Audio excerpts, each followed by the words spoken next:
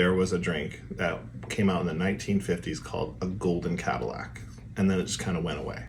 Yeah. So I'm gonna make a Golden Cadillac. So then the drink's gonna be yellow. It was a little different then. The bartender came up with stuff, right? So he made this drink to reflect the color of their car. That's how the story is. Whether or not that's true, I don't know, but that's... Okay, all right. So yellow, goldish, kind of. In order to do yellow, Put that down. you know it's gotta be Galliano. Put it down. So, No, don't put it in my glass. we need I don't need that. 1 ounce of delicious Galliano. For people who like Sambuca, this is very close to Sambuca. Yeah, go ahead. Just drink that whole thing so there's no more in the house.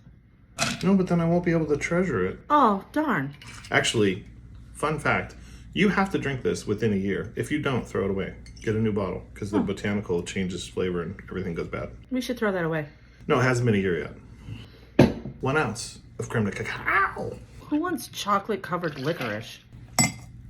Chocolate licorice is delicious. 1 ounce of heavy cream. You want it frothy like a milkshake? So I'm going to shake this for a while. Feel free to shake for a while. A long, long time.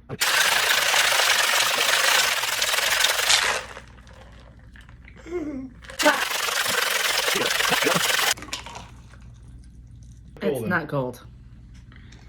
I shook it for a minute though. So. Okay, it looks like a vanilla milkshake. Golden Cadillac. Cheers.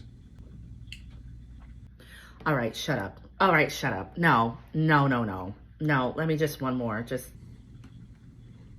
come on. Why is that so good? Really good. And the extended shake made it like kind of creamy, like really creamy. It like mellowed that licorice flavor is just so subtle now. You can still taste it, but it's not that overpowering. Oh my. That's good.